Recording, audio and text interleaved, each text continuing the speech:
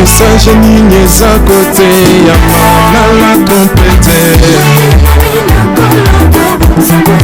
wasali bala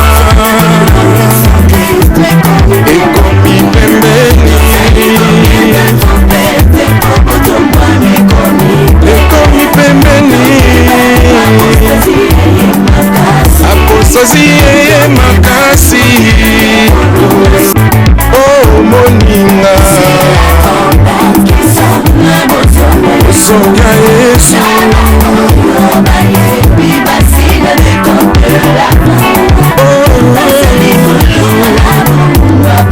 osazi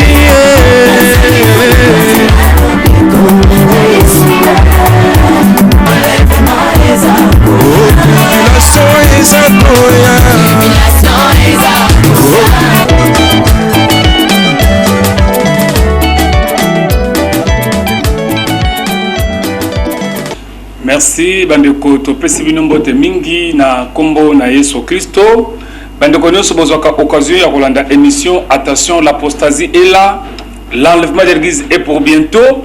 Bandeko na Brazzaville bisika nyonso bozwaka occasion kolanda pe na Kinshasa Congo mobimba Nzambe apambola bino na émission kitoko oyo bomesana kolanda Attention l'apostasie est là, l'enlèvement de l'église est pour bientôt. Tozo pesa ko remercier bandeko oyo basali ete to mona libosa bandako na bino.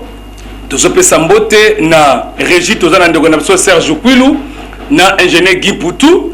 Tobosani te na caméra toza na ndeko na biso Freddy Takidi. Nzambe apambola ye ndena nzaya na bango basali ete biso to mona na lisusu na bandako na bino. Topesi mbote na basali na Nzambe nyonso na Brazzaville awa na Kinshasa partout dans le monde.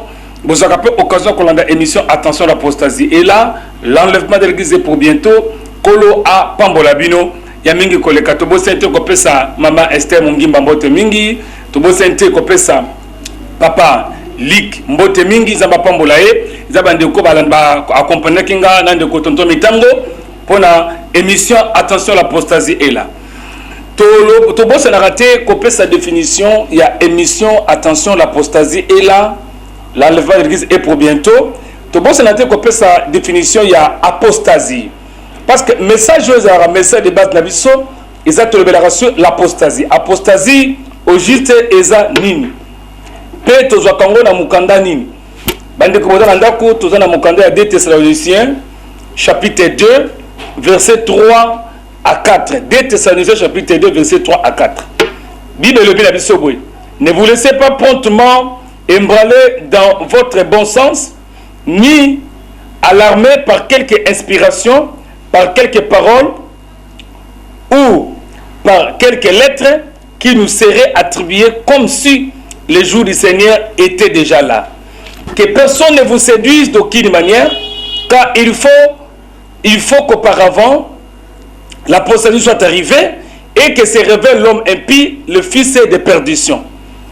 Et je répète, que personne ne vous séduise d'aucune manière, car il faut qu'auparavant l'apostasie soit arrivée et que se révèle l'homme impie, le fils de perdition. Celui de dans 2 Thessaloniciens chapitre 2 verset 2, tozo kita tozo monani. Na sepelami na prophétie oyo, apôtre balobini. Ne vous laissez pas promptement embraler dans votre bon sens, ni alarmer par quelque inspiration, par quelques paroles ou par quelques lettres qui nous seraient attribuées comme si le jour du Seigneur était déjà là. C'est que déjà l'apôtre va avertir biso, dans les cambotali il y a inspiration, dans les cambotali il y a lettre, inspiration na lettre et lingi kobani. Tout ça la phase bandeko.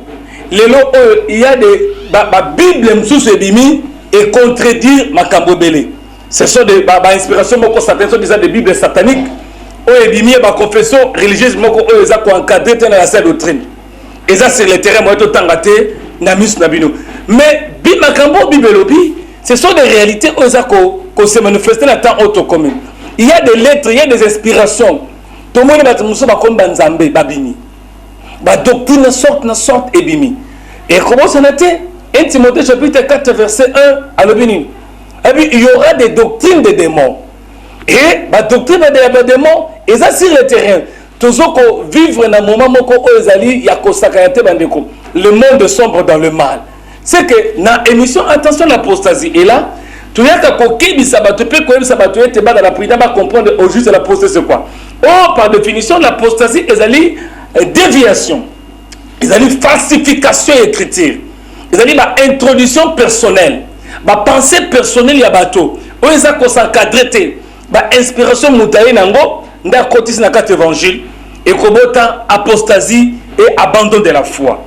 Mais il a toujours remarqué, or, comme l'apostasie, c'est aussi la prophétie, c'est que l'apostasie est qu'on apparaître, ou l'apostasie est apparaître dans la scène pour nous avertir que Christ revient bientôt. Il y a un moment, il y a quatre émissions, attention à l'apostasie. Et là, tout ça, quand il y a des sabatos qui sont commis pendant le temps où on a souka. Dernièrement, tout ça, il y a des images qui sont dans Mboka Moko, il y a Afrique Awa, il y a une réaction à ma pâté salami. Il y a des gens qui, bandeko, batimso basana information na yango. Bandeko batindela ki biso, bamoni ba mapata esala ki ba biloko moko mystique. Donc ce qui est solo, ba biloko na batindela biso, ce sont des réalités. C'est que ndeko nazo bisayo, Christ a commis pembe. Sois prudent. Mais avant Christ aya, nous allons remarquer ba événement ebele o ekosalama. Tozui mukanda na 1 Pierre chapitre 1 verset 17. 1 Pierre 1 17, Bible le béni sonine. Dans mon candidat 1 Pierre 1 17. Nous lisons la parole au nom de Jésus-Christ. Et si vous invoquez comme Père celui qui juge selon les œuvres de chacun, sans exception de personne, conduisez-vous avec crainte pendant le temps de votre séjour sur cette terre. Bandeko, aux occasions kolandangai, na émission au attention l'apostasie est là. Yoka makambo 1 Pierre 1 17 alobi na biso. Alobi. Et si vous invoquez comme Père celui qui juge selon l'œuvre de chacun, sans exception de personne, conduisez-vous avec crainte pendant le temps de votre séjour sur cette terre. Et par là nous avons compris que nous avons un temps. Dieu nous a donné le temps sur cette terre, chacun de nous en attend. Donc, tant on va passer du saut, ils attendent qu'on blague. Yo ozo à l'église. On fait le miracle. Au lieu de lobi kono maman, papa. Ozo à l'église, nazo luka pasteur, abon de la ponanga pona zolibala. Na luka pasteur abon de la ponanga pona somba mituka, na somba ndako. Mais est-ce que ozo pense que la prophétie est réelle et que ça s'accomplit? La prophétie nzamba za ko kebisa biso. Alors, conduisez-vous avec crainte pendant le temps de votre séjour sur cette terre. Et l'ingi comme été, ma belle otoye na mokili otoye, bande ko za bisoté. Tozo kende. Et ça a bisoté. Conduisez-vous avec crainte pendant le temps de votre séjour sur cette terre. C'est que tant auto vivre, et ça limité. On va bito tambola na nekenge. Yango ko tambola nekenge comme mercenaire basé sur le terrain, ba mercenaire babimi. Ba mercenaires ali ba esprit o égarément o e kotikat na bato et ba wondo moni ba bimina ba langage ebele ba kotika la côté ya yo salité repentance était ba côté yo prospérité miracle toujours bon été prospérité miracle ça peut écriture mais Bible dit chercher premièrement le royaume de Dieu. Mais aujourd'hui c'est que nous voyons dans nos églises et ça sous soutien ba lo kasali ba lo kande tellement que temps est comme difficile on t'a perdonné que non royaume de Dieu ezali. Maintenant, tu as averti que Christ a commis pembe na Zoya. Mais Christ a Zoya, nous avons remarqué. Comment ça a été? 1 Pierre, à l'obélisson, à la Bible, conduisez-vous avec crainte pendant le temps de votre séjour sur cette terre. C'est que, à l'ingénieur, on va être, tous en attend mouké. Moutounioso, aïe, va être temps aux amouké. Mais, nous nous sommes passés pendant le temps de la fin. Aussi, mon candidat, dans Genèse chapitre 15, tout est mon candidat dans Genèse chapitre 15. Bible le bénédiction dans Genèse 15, tout suit justement dans Genèse 15, 16. Genèse 15, 16, Bible le Bible. À la 4e génération, ils y reviendront ici, car c'est alors seulement que la déchéance morale des Amoréens aura atteint son comble. C'est que Nzambazoui sa Abraham Pambate. Nzambazoui sa biso. La prophétie selon Ecclésiaste chapitre 1 verset 9 a dit elo kwa sikanase na lipata oyo ezate bandeko. Nzamba lo banabiso que nous allons remarquer l'abomination ya ba moréen. Abomination ba moréen ce qui est commis na comble nango c'est que nous sommes prêts pour partir. Bandeko tala mokinde ezokende. Les Amoréens au balobelia ils ont pagan. Les Amoréens balobeli a ils ont faux serviteurs. Ba mercenaires ba côté évangile. Les Amoréens oh nzamba lingolo ba soki bomoni mabe ezui impact nango c'est que déjà tout comme pour partir. Bandeko olanda ka mission attention l'apostasie est là. Bazote ayote que mabe ezui impact nango. Bible le mal serviteur le plus grave. Toi na époque oh yango moni esali ke bato belé ba reculer foi bato ekiti. Mini tozo monate. Toi la télévision mutu mususu. Aote ka mai. Mais azote ka esi bato onction na kati ya mai ezali. Bande ko tango otanga écriture. Muka ko saluter est-ce que na mai ezana onction na kati za. Ceux qui mai ezali na onction. Tango sombi mai, c'est ko sombi onction. Donc ceux qui na kati ya mai ezana onction. Ce ko tango bateke le mai, c'est ko sombi onction. Bande ko luka na écriture. Otanga ceux qui esi kani na Bible ba somba ka onction. Parce que l'onction c'est le Saint-Esprit. L'onction c'est le Saint-Esprit. Directement bato nyonso bato koloma indeko. Ce sont des apostats. Parce que nulle part n'écrit bateka ba mai. Ba ebiso mai o somba ngozana onction.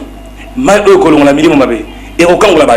Soko soki mai zana onction, c'est que onction bateka raté.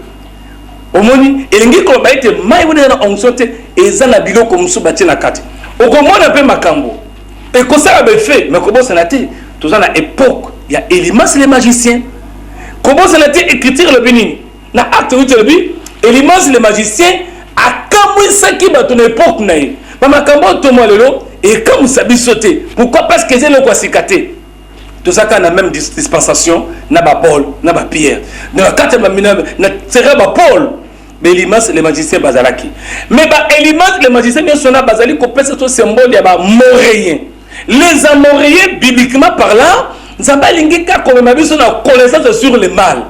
C'est que ce que to moni ma benyo so to mona sur tous les points, c'est que ma bewana ce sont des signes ba signalisation pour nous avertir que nous sommes prêts pour partir.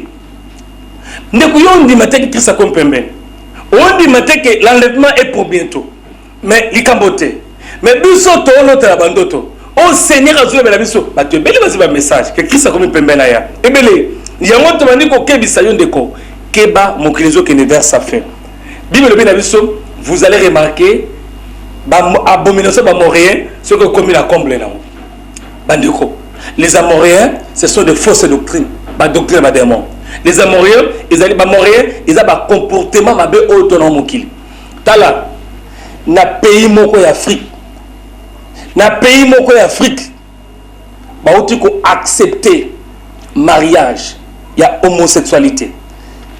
Et où tu es le kalamingi te awa 4 jours passés. Moi j'ai suivi ça. J'ai dit oh Seigneur, nous sommes prêts pour partir. D'accord, tu as fait là, on s'en babilo, mais tu n'as qu'à compte, il y a la prophétie biblique. Parce que la parole est consacrée. On croit là le bien, c'est que nous s'accomplit. Tant on a monté dans le pays africain, le gouvernement na bango, bandimi mariage, moutonyo so bandimi que non, moutonyo so abana sexe o ya lingi. Donc vedi mobali akoba la peine de connaître mobile. Moi si akoba la peine de connaître moi si. Bandeko biloko nyonso ezolo bela biso le côté nzamba salaki mwasi akobala na mobali mobali akobala na mwasi mais lelo eux ba gouvernement belé oh ils ont accepté ba contredire écriture et c'est pourquoi dans Romains chapitre 1 verset 26 à l'obéni vous allez remarquer il y aura et vous allez ba contre nature. Donc, contre nature, c'est ça l'abomination des Amoréens. Tout ça, c'est l'abomination des Amoréens. Nalingi, Tu comprends, même l'abomination de l'Amoréen, ezali moko ya apostasie. Parce que l'apostasie ezali kokende libanda y'écriture.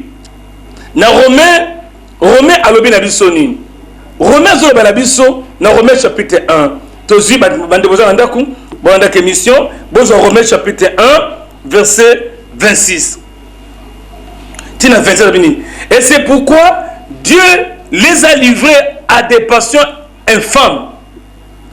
Car leurs femmes ont changé l'usage naturel à celui qui est contre nature.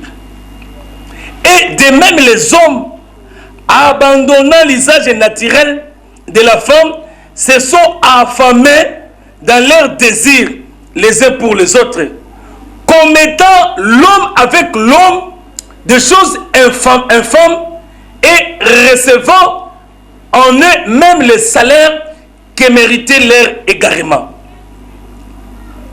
Ndeko, contre nature, nalika koke bisayo, ndeko onza basalongolu, olanda émission attention l'apostasie là.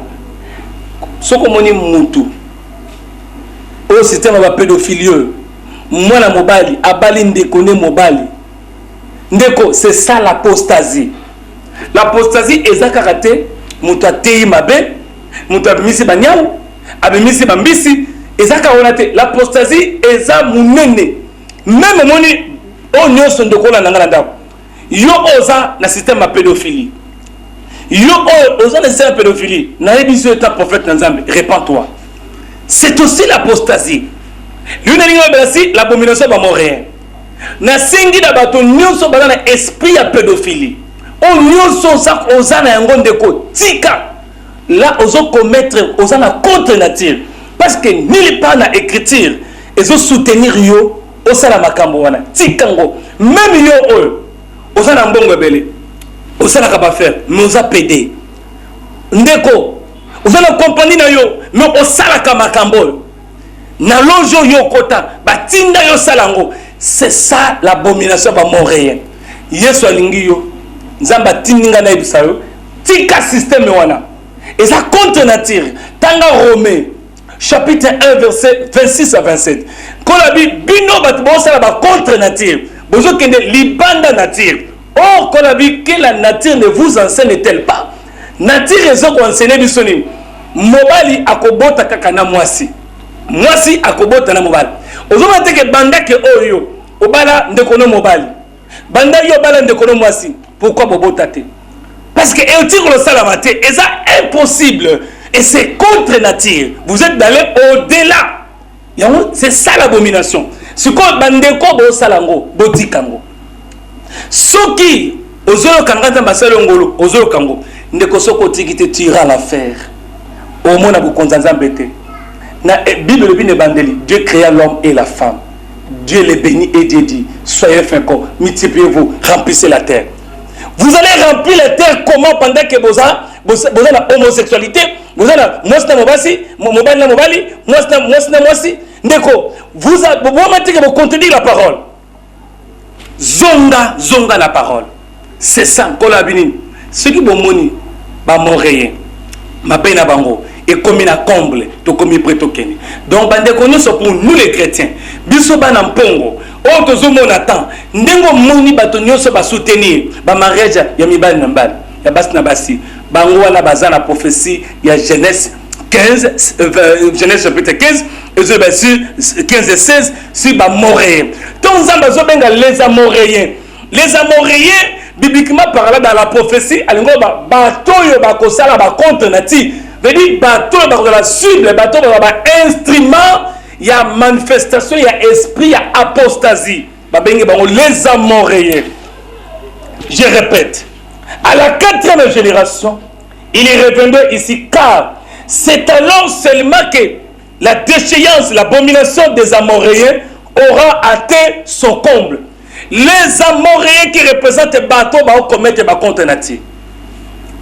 Dès que moi, si vous avez la carine, vous avez la carine, oh Yozua. Attends, mais c'est contre nature.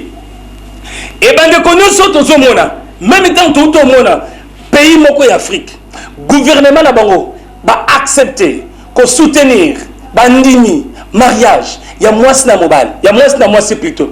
Puis mariage, na mobile, c'est que na mboka wana bazu prophétie, ba kokisi prophétie, il y a Genèse 15 16. Donc automatiquement, ils ont gouvernement wana. Ils sont allés au-delà de la parole. Ils ont contredit la parole. Ndeko, et je crois que même le message sur l'apostasie, même quand on a un chrétien, vous ne pouvez jamais compromettre le connaissance. Pourquoi? C'est l'apostasie. Mais biso ba chrétien, tant que monango, ça nous et ça convertir sur ça nous que Christ il revient bientôt. Christ il revient bientôt. Et on a cinq na bateau nyoso baza frappé na esprit, il y a pédophilie. Aux hommes mobile na yo. Ndeko no mobile, au commissaire mobile. Ndeko no mwasi, au commissaire mwasi, ndeko tika. Luka basal nanzam. C'est repenti au kenali felo. Au kobikate. Pourquoi? Parce que na écriture, na évangile, nzamba tikala ko autoriser mariage, il y a homosexualité te. Nzambe azalokom. Les amoréens. Et ça sousuni. Na uti ko lebeli kambotel ya mwasi na mwasi, muba nombal. Ya wona sing na bande ko nyonso basala ka même yo na compagnie. Mon continent compagnie mo songolo. O so ba travers na yo. O commissaire bango basi na yo, mais basa ba mibal. Ndeko mo kondi, répands-toi. Au kota bokonza nzambe te. Yo bende ko pozo musala. Batinda yo. O sala kango. Basala ko yango. Parce que ba personne musala na eza ba bien matériel. Nous se gotikala. Mais ce qu'on se repentite, likolo ya musala o tekilam na yo. O koma mobali, o koma mwasi, yo za mwana mobali, o koma mwasi ya ndeko mobali. Likolo musala parce que ba biso so kota dossier, après kota dossier ndima ozala mwasi na ngai panda koza mobali. Ndima ozala mwasi na ngai panda koza yaza mwasi yoza mwasi. Ndeko soki o se repenti na ngote. O tekilam no likolo musala eza ndebi belobi abomination ya ba moréen. Toi toujours si ba moréen. Les amoréens automona. Ndeko phénomène ya okende ko bimisa ka milimo na bakunda na ba mabele. C'est l'apostasie. Veut dire quoi? Soki mutu akundi biloko na mabele. Po biloko wana deba. Ndeko foba kende timola mabele biloko wana bimi. Bible bini. N'a pas le pouvoir autorité. Vous allez prier. Le système au monde est bimi lelo. Et allez stratégie moko Satan, c'est l'apostasie. Satan ça qu'on utilise pour séduire. A éviter que bateau pour ça bango ezali ba mona. Ndeko même bisika bakunda biloko. Soki yo bondeli nzambe, wana nzamba solo. Ozana tina kutu teke na kindo lukasika bakunda bongo na bondela pour na dévaster. Pendant que tu pries, c'est là où tu pries. Ozo bondela. Puissance à molimo santo okende ko détruire biloko wana. Ata muto okunda tango, nana besoin okende ko timo langote. Nana besoin okende ko timo langote. Moi je dois seulement prier et le Seigneur va intervenir. Tala ba posta, ba comme le système ya kokendaka ko lukaka mabulu. Ba comme ko keluka mabulu, ko timo laka pour ba impressionner yo. Ndeko, ça c'est pas évangile prêché par les apôtres. Zonga d'écriture à Bantoma. Okomona apôtre ni ya balo ke la bandara ba ko kende ko kotana mabulu. C'est ça l'abomination de Moréen. Et ça, biloko oyo est mati tellement bateau. Bakomi séduit yango. Pourquoi Satan a tenu le système mona? Satan a tenu pourquoi pas Satan a dit que miso bateau, ils en ont besoin mona. Mais yo au moins en pongo, délivrance na yo. Ils en ont un niveau wanate. Yo au moins en pongo, délivrance na yo. Nzamba ko accorder délivrance. Na bo lolenga bongote. Ba msusu au moins na bango. Pour nous impressionner, azala batunaye akasali biloko wana. Si soki baza basali na nzamba solo, basakole nkolo ya solo.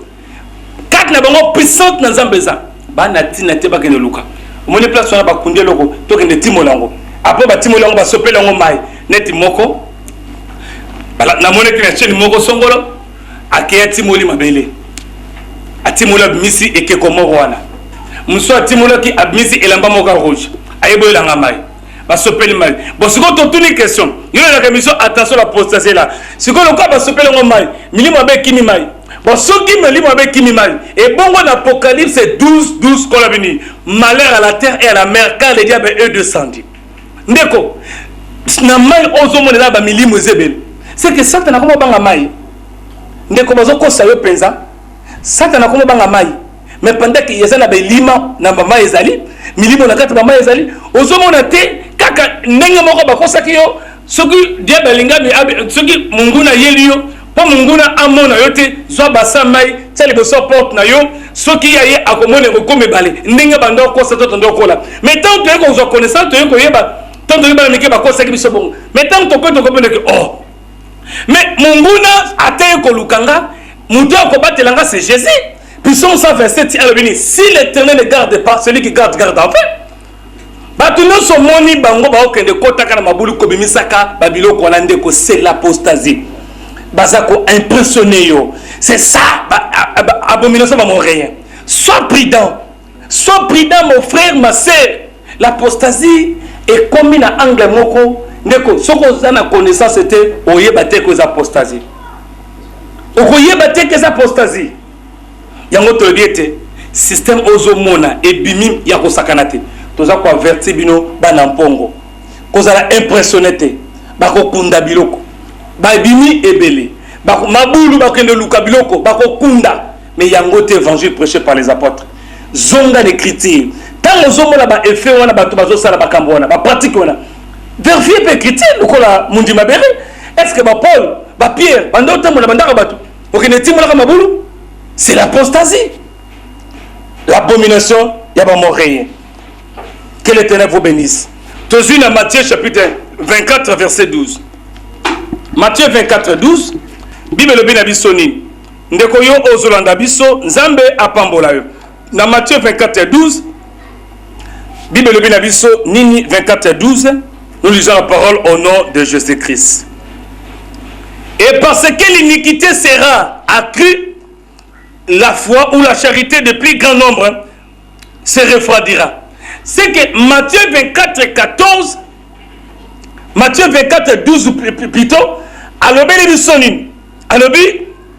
et parce que l'iniquité sera accrue, alors, à cause il y a croissance, il y a apostasie, le cola mabe et kokola et causer abandon de foi et causer abandon de foi à batebele. Le loyo ozo le ngala ndako ozo dégoût ya ressemble. Pourquoi? Parce que le comme boy. Mais na pension kaka verset o il y a Matthieu 24 12. Nzamba ngalo bano mabe kozala. Toujours parler sur abomination ba moréen. Et singele ko e comme na combo nango. Mais Bible dit, le cola, l'iniquité et causa croissance. C'est que quand on a décidé, découragé, tout ça ce sont des signes, il y a temps pour nous avertir que Christ revient bientôt. Nous sommes déjà avertis qu'il y aura la croissance à l'iniquité. La croissance. Et le but est que tous les pasteurs bazamabé, pasteur malam bazali, yamabé bazali, non seulement pasteur, parce que là, tant que le sur émission tu as encore averti mais il y a une confession religieuse où il y a un monde des ténèbres. Là, nous ne pouvons jamais dire ça au Congo, mais nous savons que Dieu il nous a révélé que la confession religieuse n'a pas de quantité. Au côté, n'a pas de quantité. Nous sommes la prophétie à l'iniquité. Mais la conséquence, c'est ça. Tant que critique, le col à l'iniquité, le col parce que l'iniquité, ce sera accru, la charité du plus grand nombre se refroidira. À cause de l'iniquité, foi bateau kokita. Donc, autrement dit, tout le monde étape où le bateau va perdre foi à cause de ma bé. Mais Bible le dit, mais laissez-nous envoyer pour le yo ozo nangai ko perdre foi te. Même à tout moni mout. Avec miselo ko mabe. O salio pas celui open les écritures te. Yaraka kana, o zanaka ta Bible te. Yaraka na Matthieu 24 12. On remarqué. Donc, dans Matthieu 24 12, et qu'on réconforte que non, au Kambangote. Dans Matthieu 24 12,15, à l'obénin. 12-15 à l'obénin. Et c'est pourquoi, lorsque vous verrez l'abomination de la désolation, dont a parlé le prophète Daniel établi en lieu, c'est que celui qui lit fasse attention. N'a écrit et zolo de la paix biso. Et ça, pendant la grande tribulation, et ça peut entendre la biso. Mais Christ a venu. Et c'est pourquoi, lorsque vous verrez, c'est que Christ a obtenu la biso, la révélation, la connaissance, la ouverture, il y a misu. L'homme a comme on a niveau à détecter, à comprendre que ça, c'est l'apostasie.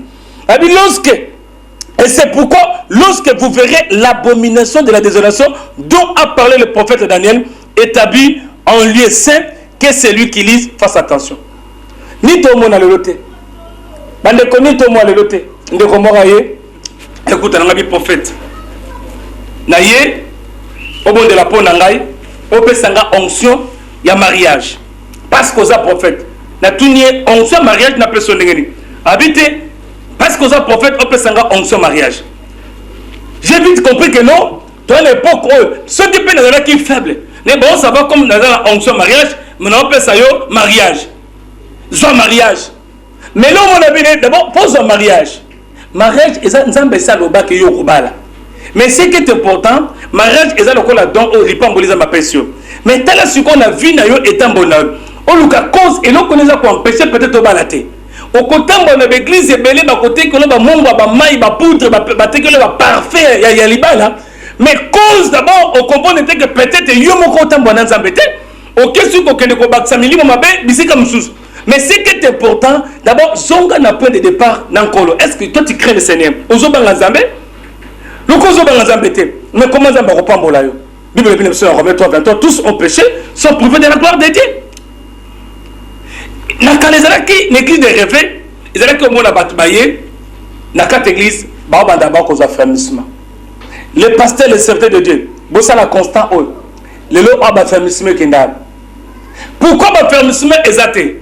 Parce que tout le monde est écrit.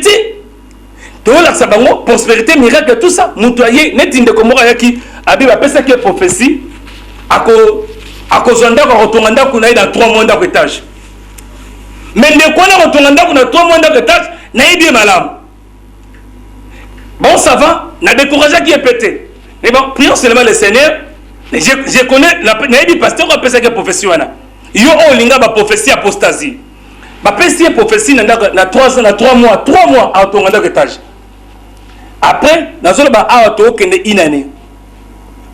Une année, l'équipe n'a pas d'étage à ton gâté. Ce qu'on a vu Bolembo. Oh non, moi, le pasteur, non, c'est pas tous les pasteurs, mais il y a des mercenaires. Oh, bah, il y a uniquement pour renverser l'évangile.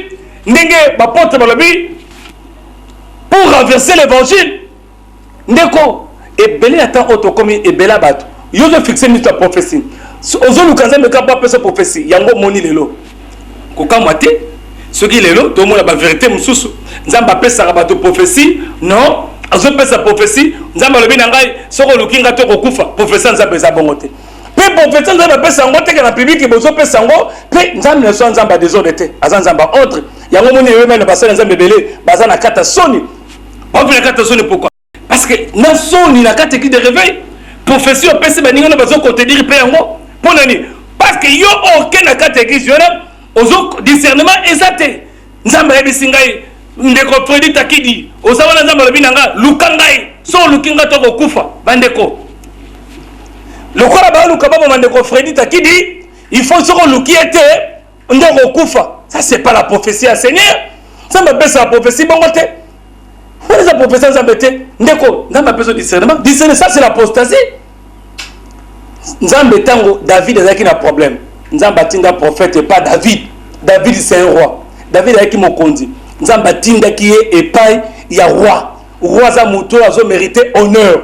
Nzamba jamais coupé sa prophétie. Il y a mon conduit, mon boye, au étalon de la télévision. Le Seigneur m'a dit, ça c'est pas la prophétie encore, ça c'est l'apostasie. Tout qu'un critique, tant Nzamba David a cela qui mbeba. Nzamba tinda qui prophète a quelque kuta na yemoko David. Et le même sur moi que non, eza apostasie, eza ainsi dit l'éternité pourquoi. Et bien ce qui Nzamba pèse une prophétie au kuta atala mo konzata mutubwe. Nzamba ko préparer mo konzo na payer mon très bien akoyamba na kimia obstacle et raté. Tala écrit na David.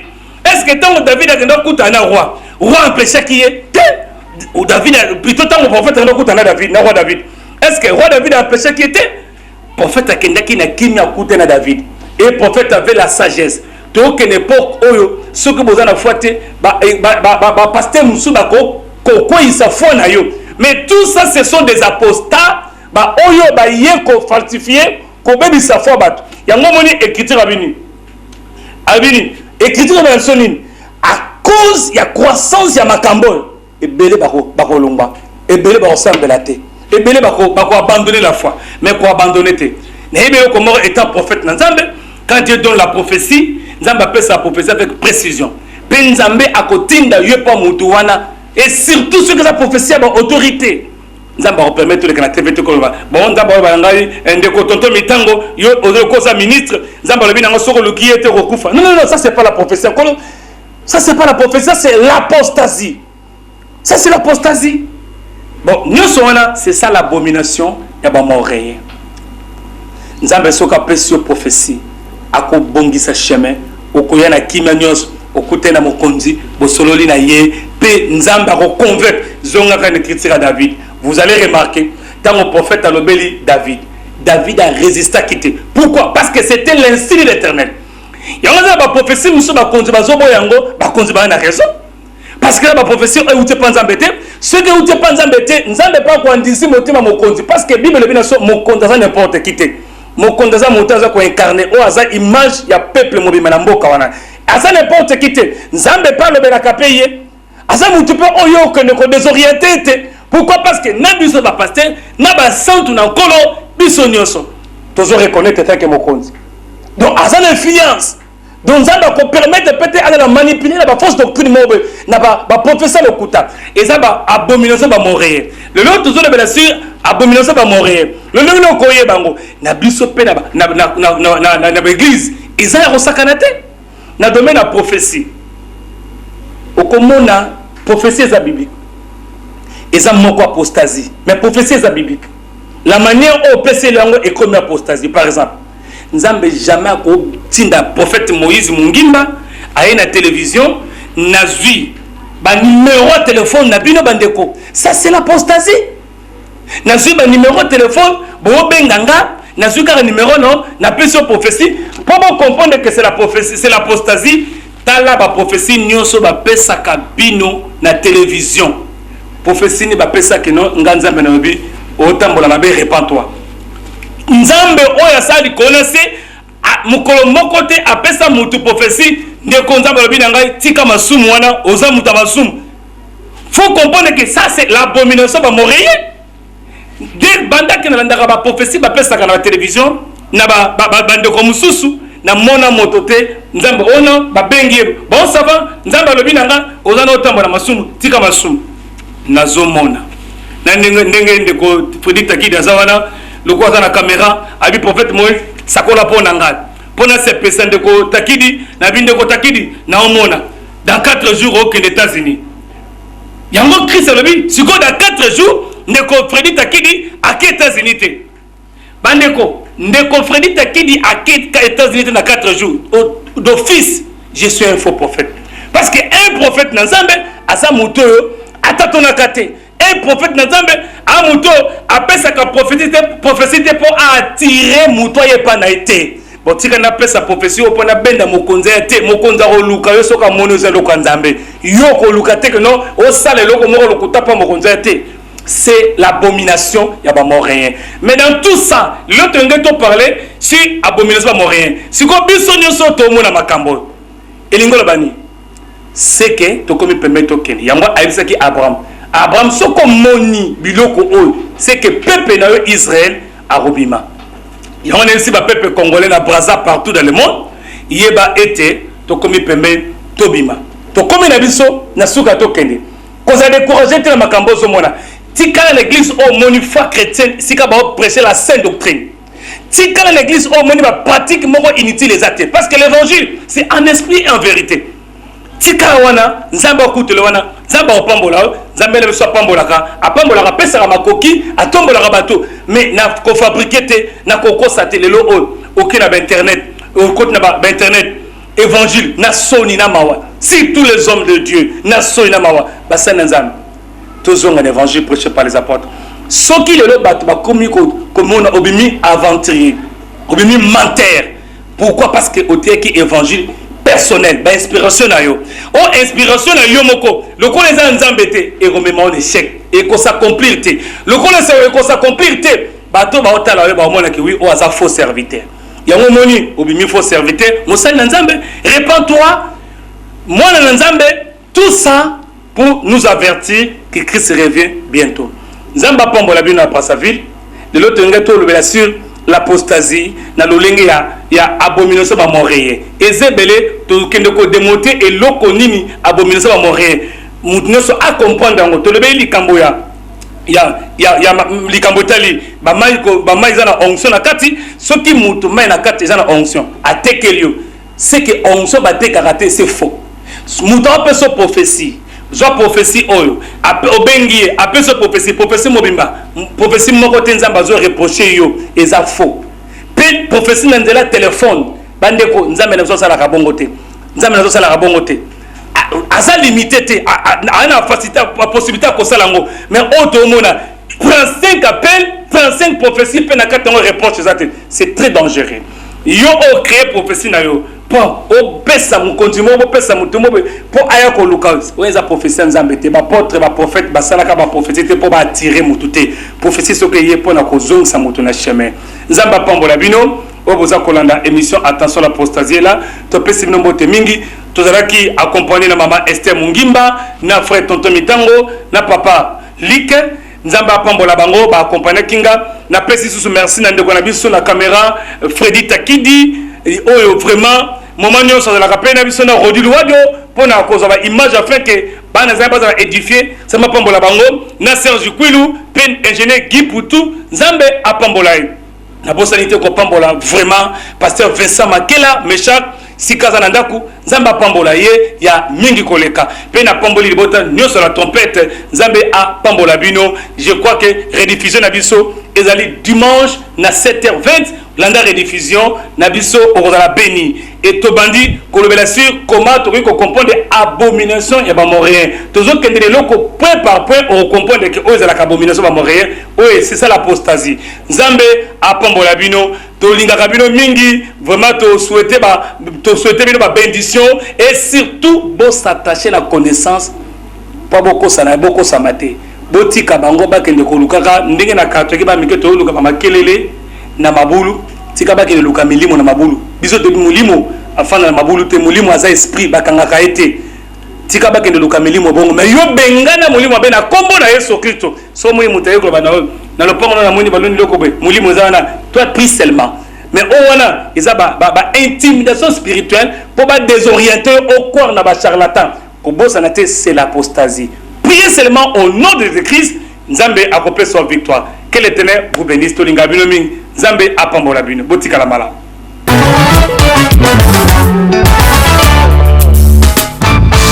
Message nini za côté ya la trompette. Wasali bala. Ekomi pembeni.